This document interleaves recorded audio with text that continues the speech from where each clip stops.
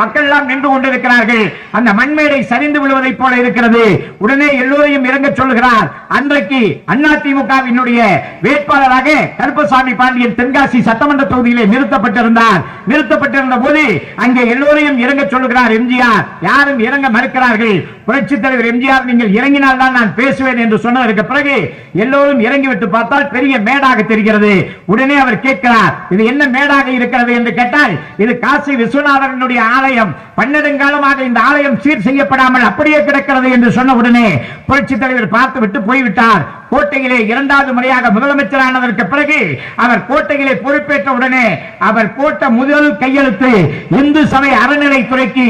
என்ன கையெழுத்து என்று கேட்டால், தென் காசி விஸ்வநாதர் ஆலயம் கட்டப்பட வேண்டும் என்று முதல் கையெழுத்தை போடுகிறார். அந்த கையெழுத்தை போட்டுவிட்டு அதற்கு ஒரு நிர்வாக குழுவை அமைக்கிறார். யார் அந்த நிர்வாக குழுக்கு தலைவர் என்று கேட்டால், தினத்தந்தி பத்திரிகையினுடைய நிறுவனர் சிவந்தி ஆதித்தன் அவர்களை தலைவராக போடுகிறார். குமரி அனந்தனை போடுகிறார்.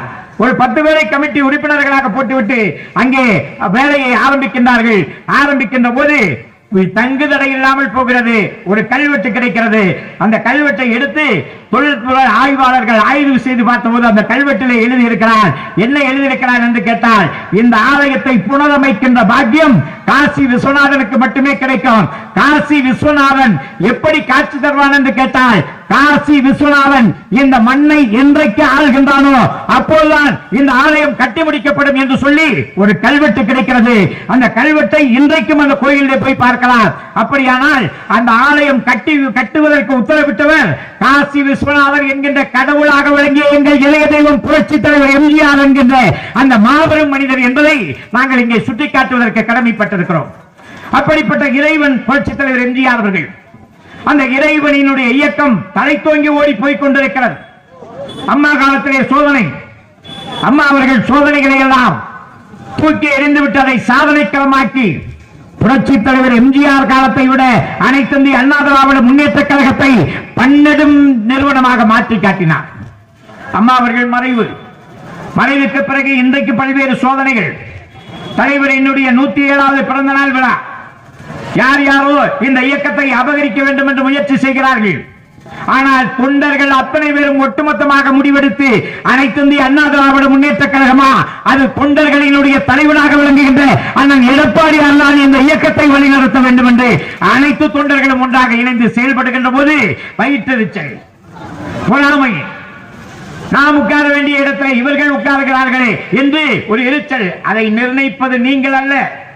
இன்னும் சொல்வேன், இது இறைவனின் கட்சி என்று எதற்காக இந்த மேடையிலே சொல்லுகிறோம் என்று சொன்னால், இந்த இயக்கத்தை எவன் தலைமையேற்று நடத்த வேண்டும் என்பதை தொண்டர்கள் மூலமாக நடத்தி காட்டிக் கொண்டிருக்கக்கூடிய கடவுள் எங்கள் இளைய தெய்வம் புரட்சித் தலைவர் எம்ஜிஆர் அவர்களும் புரட்சித் தலைவி அம்மா அவர்களும். எனவேதான் பல்வேறு சக்திகள் கூட இந்த இயக்கத்தை அபகரிக்க நினைத்தார்கள். யாரையும் அண்டவிடவில்லை, உண்டவிடவில்லை. சாதாரணமான தொண்டன் எடப்பாடிகளை வலம் வந்த ஒரு எடப்பாடி பழனிசாமி அவர்களை இன்றைக்கு இந்த இயக்கத்தினுடைய பொதுச் செயலாளராக்கி இன்றைக்கு ஆட்சி கட்டிலே உட்கார்ந்து இருக்கிறார். பார்த்தவன் சாதாரணமாக ஆரம்பத்திலே எண்ணினான், இன்றைக்கு பிரம்மாண்டமாக எண்ணுகிறான்.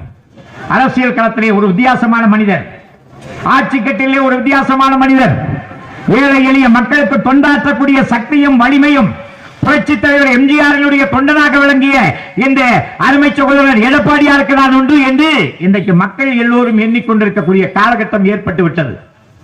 ஆட்சி கட்டிலே உட்கார்ந்து கொண்டு கருணாநிதியினுடைய பெயரை எங்கெல்லாம் வைக்க வேண்டுமோ அங்கெல்லாம் வைக்கிறார். உங்களுக்கு எல்லாம் தெரியும், கேளம்பாக்கம். இந்த கேளம்பாக்கத்திலே பேருந்து நிலையம் நம்முடைய ஆட்சி காலத்திலே அழகாக திட்டமிட்டு அதிலே போய் வடிவமைத்து வெளியே வந்து அந்த வாகனங்கள் எப்படி அமைக்கப்பட வேண்டும் என்று திட்டம் போட்டார்கள்.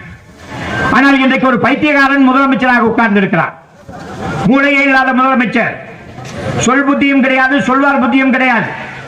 என்ன செய்யறோம்னு அவருக்கு தெரியாது. சுயநினைவே இல்லாத முதலமைச்சரை தமிழ்நாடு கண்டிருக்கிறது என்றால் அது இன்றைக்கு ஸ்டாலின் ஒருவரை தான் முட்டாளாக இன்றைக்கு உட்கார்ந்து இருக்கிறார்.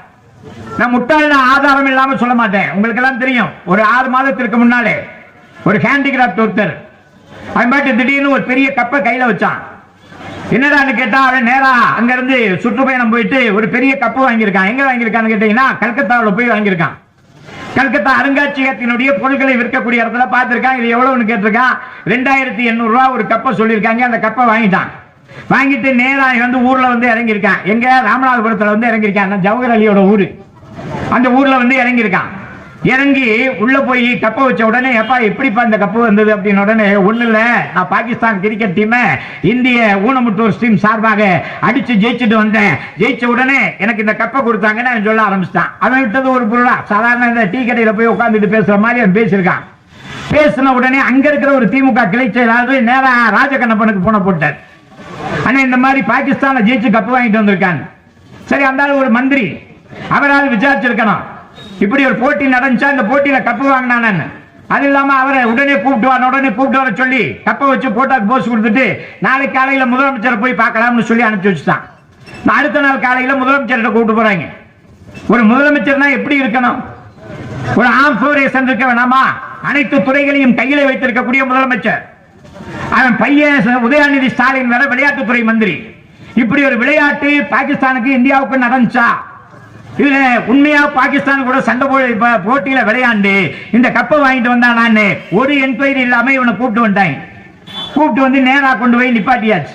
முதலமைச்சருக்கு முன்னாடி அந்த கோப்பையை வச்சு படமே எடுத்தாச்சு. பத்திரிகையாளர் இப்ப திமுகவுக்கு ஜால்ரா போடுவதற்கே பத்திரிகைகள் நிறைய இருக்கிறது, ஊடகங்கள் நிறைய இருக்கிறது.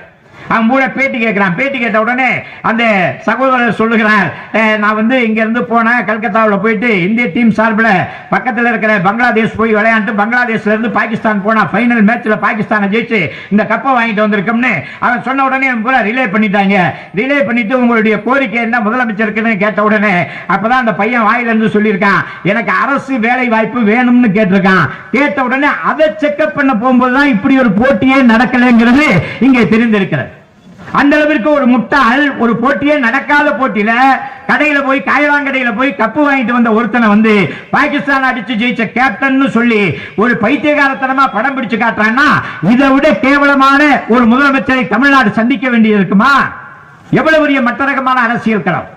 சரி, இது மட்டுமா என்று கேட்டால் பல்வேறு விதங்கள்ல எதை எடுத்தாலும் குளறுபடி, எங்கு பார்த்தாலும் குளறுபடி. 1000 ரூபாய் எல்லோருக்கும் தருவோம்னா பின்னடா குறிப்பிட்ட சிலருக்கு தான் தருவேங்கிற. பொங்கல் பரிசு எல்லாருக்கும். பொங்கல் பரிசுன்னு பாத்தீங்கன்னா ரேஷன் கடையில போய் அரிசியும் ஏதோ 2 ஜீனிய கையில கொடுக்குறாங்க. ஆனா நமக்கு வர்ற அந்த ஓடிபில பாருங்க, ரேஷன் கடையில இருந்து வரக்கூடிய மெசேஜ்ல அரிசி, சர்க்கரை, பாசிப்பருப்பு, முந்திரி, அப்புறம் ஏலக்காய் இதெல்லாம் கொடுத்த மாதிரி ஒரு பேக்கஸ் போட்டு அனுப்பிச்சு வைக்கிறாங்க. டிடிபில அனுப்பிச்சு வைக்கிறான் செல்ல. ஆனா இதெல்லாம் தரல. ஒரு மக்களை ஏமாற்றுகின்ற மகத்தான ஒரு கேவலமான அரசாங்கத்தை நடத்தி கொண்டிருப்பது இன்றைக்கு திமுகவினுடைய சர்க்கார். ஸ்டாலின் முதலமைச்சராக அமர்ந்து கொண்டு எதை பற்றியுமே சிந்திப்பதில்லை, கொள்ளையடிப்பதை மட்டுமே பார்த்துக் கொண்டிருக்கிறார். எதை எங்கே கொண்டு போய் சேர்க்க வேண்டும் என்பதை மட்டுமே பார்த்துக் கொண்டிருக்கிறார். அமைச்சர்கள் எந்த வேலையும் கிடையாது, அதிகாரிகளுக்கு எந்த வேலையும் கிடையாது.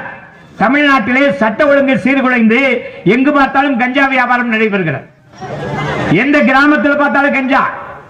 இந்த ஸ்கூல் லீஃப்னு சொல்லி பள்ளிக்கூடத்து பையங்கெல்லாம் பள்ளிக்கூடத்துக்கு போகும்போது பாத்தீங்கன்னா வீதியில பாத்தீங்கன்னா ஒரு கஞ்சா பொட்டலம் மாதிரி ஒரு வெள்ளை பொட்டலம் கிடக்கும்.